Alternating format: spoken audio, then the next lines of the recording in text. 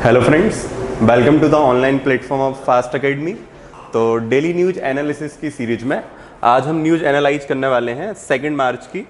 चलिए तो first news से चालू करते हैं। तो पहली न्यूज काफ़ी धमाकेदार है, काफ़ी धक्के देने वाली है।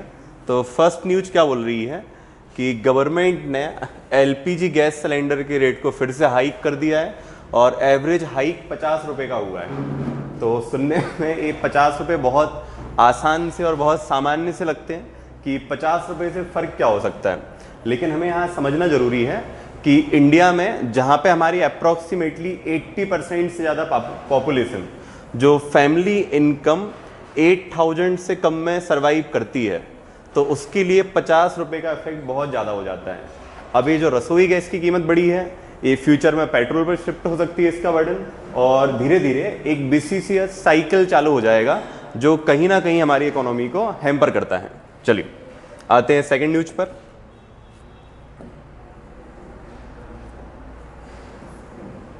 तो सेकंड न्यूज भी कहीं ना कहीं इंडियन इकोनॉमी की करंट स्टेट को दर्शा रहा है।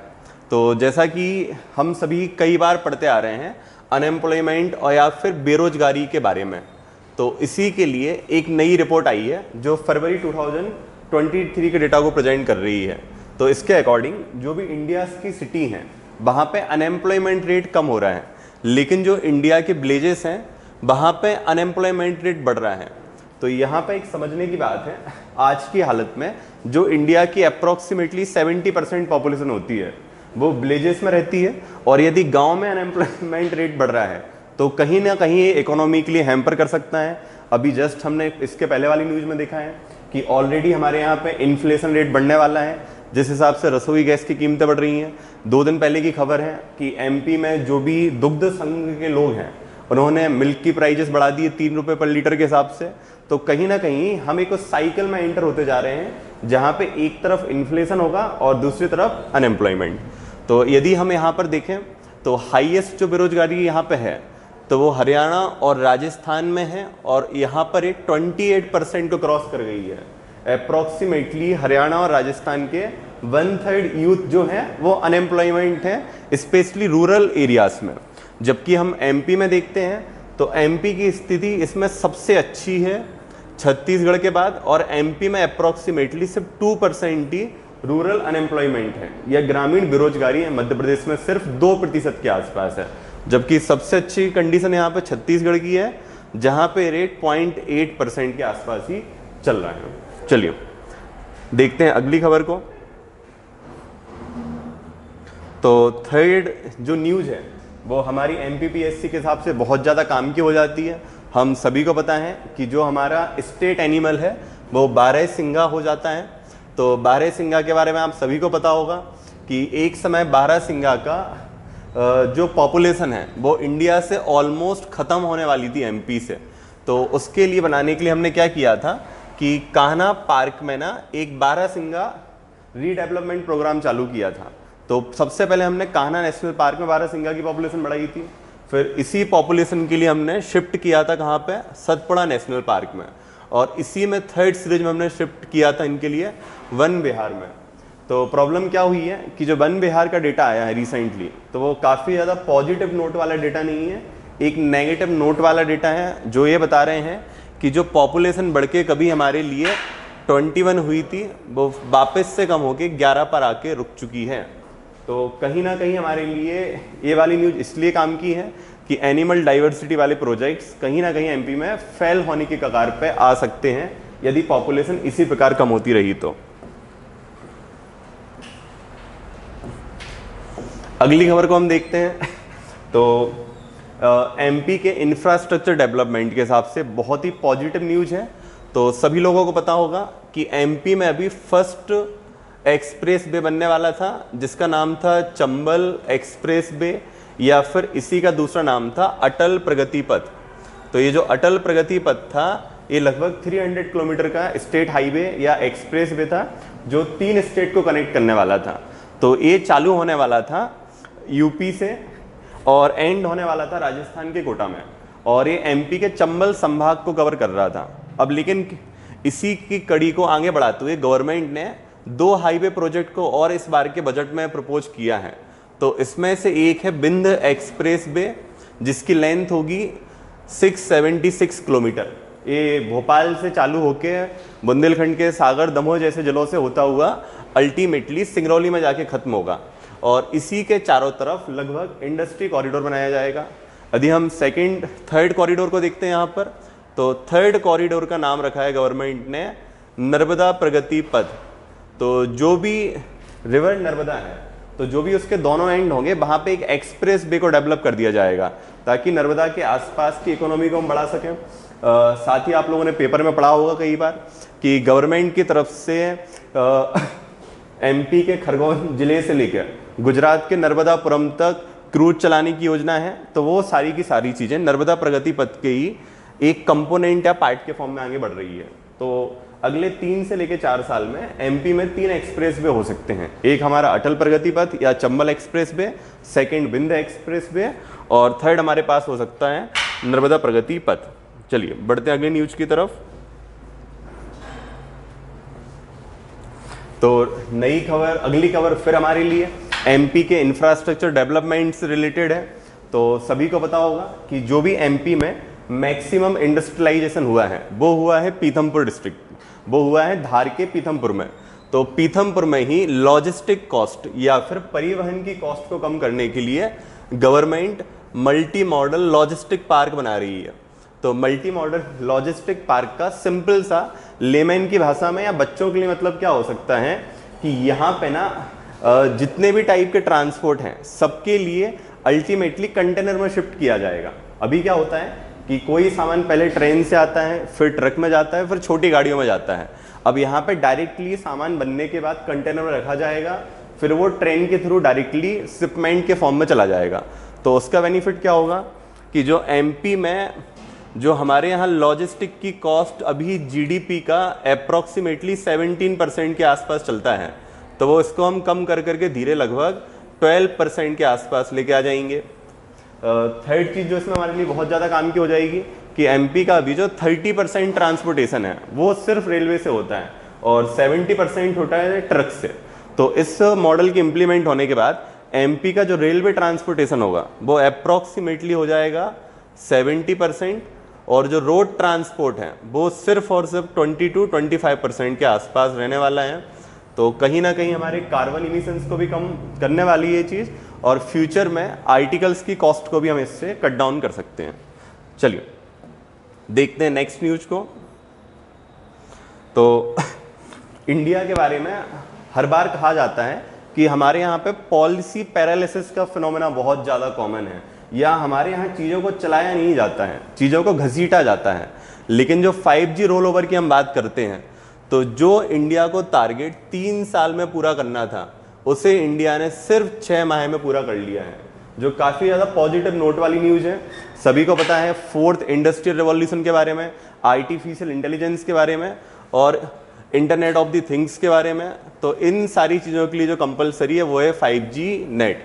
और एयरटेल और जियो ने कंबाइनली प्रॉमिस किया है कि by the end of 2023 India के हर एक कॉर्नर में 5G सर्विस लॉन्च हो चुकी होगी। चलिए चलते हैं अगली न्यूज़ पर। तो यहाँ पे जो एक न्यूज आई है वो कहीं ना कहीं ग्लोबल इंफ्रास्ट्रक्चर में या ग्लोबल सिनारियो में इंडिया की प्रेजेंस को रिप्रेजेंट कर रहा है।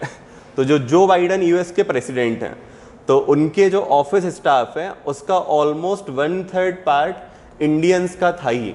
अब जो इनके यहाँ की एक्सपोर्ट काउंसिल या फिर निर्यात परिषद है उसमें भी 2 भारतीयों को नियुक्त कर दिया गया है। तो उनमें से एक भारतीय हैं डेलॉइट के पूर्व सीईओ पुनीत, और दूसरे फेडेक्स के करंट सीईओ राजेश सुब्रमण्यम। तो ये हमें ध्यान में रखना है कि यूएस में इंडिया की जो डायस्पोरा है या जो भारतवंशी लोग हैं, ये पॉपुलेशन का लगभग 2% भाग से भी कम होते हैं, जबकि जीडीपी में कंट्रीब्यूशन लगभग 6% के आसपास प्रोवाइड करते हैं। चलिए देखते हैं अगली न्यूज़ को। यदि दोस्तों आप हमारे फास्ट अकेडमी के प्लेटफॉर्म से जुड़ना चाहें तो आप हमारे लिए इन लिंक के थ्रू जाके ज्वाइन कर सकते हैं। यदि आप प्रीलिम्स के कोर्स को ज्वाइन करना चाहें तो आप हमारी एंड्रॉयड ऐप को डाउनलोड कर सकते हैं। अब यहाँ पे जो अगली न्यूज आर्टिकल है एक एडिटोरियल के फॉर्म में है, और ये इंडिया जैसी कंट्री के काफ़ी डायनेमिक चैलेंजेस को बताता है कि जहाँ पे ह्यूमन ऑर्गन की बहुत बड़ी प्रॉब्लम हो चुकी है। कल ही हमने एक जगह एक आर्टिकल में डिस्कस किया था कि इंडिया में लगभग 2.8 करोड़ लोग हैं जिनको वन या अदर टाइप की डिसेबिलिटी है, और लगभग इनमें से 30% लोग ऐसे हैं, जैसे हम ब्लाइंडनेस की बात करें तो इंडिया में 30 से लेकर 35% ब्लाइंड लोग ऐसे होते हैं जिनके लिए आई ट्रांसप्लांटेशन से हेल्प मिल सकती है। बट प्रॉब्लम क्या है कि हमारे यहाँ पे ऑर्गन बैंक नाम का कोई कॉन्सेप्ट नहीं है। तो इस आर्टिकल में यही बताया है कि 2022 में इंडिया में केवल 15,000 अंगों का ही प्रत्यारोपण हो पाया है, जो कि कंट्री की पॉपुलेशन के हिसाब से बहुत ज़्यादा कम होता है। यदि कंट्री की पॉपुलेशन हमारी पास जो बेस है तो हम एक साल में कम से कम 1.5 लाख के आसपास ऑर्गन डोनेशन कर सकते हैं। अगली चीज़ यहाँ पे एक बहुत अच्छी बात बताई गई है कि हमारे यहाँ पे जो ऑर्गन डोनेशन होता है उसमें 75% वुमेन्स होती हैं, जबकि जो ऑर्गन डोनेशन रिसीव होता है तो उसमें वुमेन का पार्ट सिर्फ 20% होता है। तो सिंपल सी एनालिसिस है, ऑर्गन डोनेट करने में वुमेन ऑलमोस्ट 75 है, 2/3 है, जबकि ऑर्गन्स को रिसीव करने में वुमेन सिर्फ 1/5 के आसपास ही आ पाती हैं। तो जो भी समाज में हमारे यहाँ लैंगिक भेदभाव या फिर जेंडर स्टीरियोटाइप को बनाता है कि जब भी डोनेशन की बात आती है तो वुमेन्स को आगे कर दिया जाता है, और जब भी किसी चीज़ को गिफ्ट देने की बात आती है तो वुमेन्स के लिए हमेशा आगे छोड़ा जाता है। चलिए देखते हैं अगली खबर को। तो योग से रिलेटेड खबर है, ऋषिकेश में अंतर्राष्ट्रीय योग महोत्सव का शुरुआत की जा चुकी है। चलिए अगली खबर को देखते हैं। नेक्स्ट जो हमारे लिए न्यूज आई है काफ़ी इंटरेस्टिंग न्यूज है, और सभी लोगों को पता होगा कि भारत में सरकार के द्वारा हर 2 वर्षों के अंतराल में Indian state of forest report आती है। तो बेसिकली इंडियन एक्सप्रेस ने अपने इस आर्टिकल में ना इसी का ग्राउंड वेरिफिकेशन किया है कि जो गवर्नमेंट का डेटा पब्लिश होता है वो सही होता है कि गलत होता है। तो इन्होंने सिर्फ और सिर्फ दिल्ली के आसपास वाले एरिया का एनालिसिस किया है। तो एक प्रोमिनेंट एग्जाम्पल दिल्ली के लुटियंस जोन का है, जहाँ पे बड़े बड़े डेलीगेट्स के, बड़े बड़े ब्यूरोक्रेट्स के बंगले बने हुए हैं। तो उस पूरे एरिया को इंडिया में या दिल्ली में डेंस फॉरेस्ट के फॉर्म में दिखाया गया है, जबकि जब वहाँ पे कैनोपी का एनालाइज हुआ है या पेड़ों को फिजिकली मैप किया गया है तो वो कहीं 17 या 18% के आसपास हो रहे थे, जबकि एज पर डेफिनेशन वो कहीं ना कहीं से 60 से लेकर 70% होना चाहिए था। तो कहीं ना कहीं ये बता रहा है कि इंडिया में जो हमारे यहाँ पे डेटा है वो थोड़ा सा बोगस हो जाता है। सेकंड चीज इसमें दिखाई जा रही है कि जो फॉरेस्ट रिपोर्ट होती है वो नेचुरल फॉरेस्ट का डेटा को दिखाती है, लेकिन यहाँ पे जो आर्टिफिशियल प्लांटेशन किया गया है उसको भी फॉरेस्ट की डेफिनेशन में लिया गया है, ना कि ट्री लाइन की डेफिनेशन में। तो एक यहाँ से फाइंडिंग सामने निकल के हमारे पास आती है। चलिए बढ़ते हैं अगले न्यूज आर्टिकल की तरफ। तो काफ़ी अच्छा आर्टिकल लिखा हुआ है फहाद जुबेरी जी ने, जो कि एक बहुत प्रसिद्ध आर्किटेक्ट हैं। इनके आर्टिकल के अकॉर्डिंग क्या है कि जो क्राइसिस अभी टर्की ने देखी है, फ्यूचर में क्लाइमेट चेंज की वजह से सिमिलर टाइप की क्राइसिस कहीं ना कहीं इंडिया में आ सकती हैं। तो इंडिया के सिविल एडमिनिस्ट्रेशन को चाहिए या इंडिया के सिटी एडमिनिस्ट्रेशन को चाहिए कि अब वो रेजिलियंट सिटीज़ का डेवलपमेंट करें, कि जो भी सिटीज़ में हाई राइज कल्चर हैं इनकी प्रॉपर मॉनिटरिंग हो, जो भी सिटीज़ के ग्रीन बेल्ट हैं इनकी प्रॉपर मॉनिटरिंग हो, और सिटी को इस फॉर्म में डेवलप किया जाए कि वो मल्टीपल हैजार्ड को बियर कर सकें। चलिए बढ़ते हैं अगली खबर की तरफ। नेक्स्ट खबर आई है जो काफ़ी ज़्यादा हॉट और ट्रेंडिंग टॉपिक है। तो इंडिया में आप सभी को पता होगा कि मंडल कमीशन की रिकमेंडेशंस और ओबीसी के बारे में। अब ओबीसी के डेटा के लिए जो लास्ट ऑथेंटिक सोर्स था हमारे पास वो थी 1931 की जनगणना या 1931 का सेंसस। इसके बाद से एक भी ओबीसी सेंसस हमारे यहाँ पे हुई नहीं है। तो इसी कड़ी को आगे बढ़ाते हुए बहुत सारे स्टेट गवर्नमेंट ने बोला है कि वो अपनी ओबीसी सेंसस कराएंगे। तो इसमें पहला स्टेट जो था वो कौन सा था हमारे पास? बिहार था। तो बिहार ने ओबीसी सेंसस का प्रपोजल बना दिया है। अब बिहार के बाद सेकंड स्टेट कौन सा हो चुका है? उड़ीसा, जो ओबीसी सेंसस को आगे बढ़ाने वाला है। तो फ्यूचर में हम देख सकते हैं हर स्टेट में सिमिलर टाइप की डिमांड आएगी।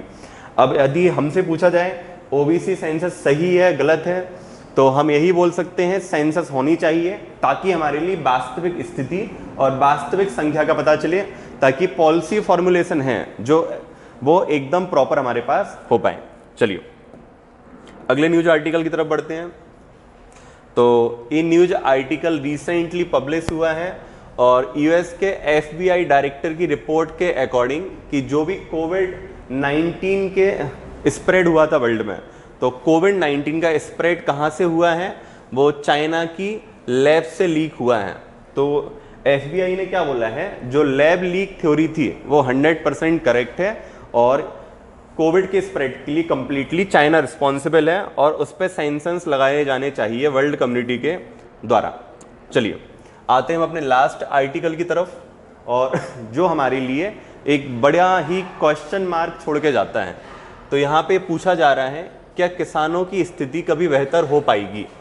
तो सभी दोस्तों को पता होगा कि आज की हालत में मार्केट में जो प्याज के रेट चल रहे हैं वो लगभग 25 से 30 रुपए किलो के बीच में है, लेकिन मंडी में जो किसानों के लिए प्याज के रेट मिल रहे हैं, तो कल ही की खबर प्रकाशित हुई थी एक नासिक से, जहां पे एक किसान के लिए लगभग 700 केजी प्याज बेचने पर और उसके लिए अपना पूरा माल गाड़ी का भाड़ा काटने के बाद सिर्फ और सिर्फ 3 रुपए का प्रॉफिट हुआ है, या 3 रुपए वो नेट इनकम लेके जा पाया है। तो ये आर्टिकल यही क्वेश्चन रेज करता है कि कभी हम लोग फार्मर्स को बढ़ा पाएंगे कि नहीं बढ़ा पाएंगे। उसका यदि हम रीजन देखें तो एक ही रीजन होता है कि जो भी हमारे यहाँ पे पशुपालक थे या जो एनिमल हस्बेंड्री वाले लोग थे, वहाँ पे अमूल जैसे कोऑपरेटिव मूवमेंट बहुत ज़्यादा हुए हैं। उस वजह से क्या हुआ है कि हमारे यहाँ पे इनके पास एक बार्गेनिंग पावर आ गई है और ये लोग चीज़ों को परचेस कर पाते हैं। लेकिन जब भी किसान की बात होती है तो किसान बहुत ज़्यादा बटे हुए हैं, कोई भी एक संगठन नहीं है, ना ही किसानों के पास बार्गेनिंग पावर है। तो दोस्तों मैं भी सोचता हूँ, आप भी सोचिए कि हम किस प्रकार देश के अपने किसानों की हालत को सुधार सकते हैं। चलिए फिर मिलते हैं हम कल के अंक में और देखते हैं कल की न्यूज एनालिसिस को। Thank you.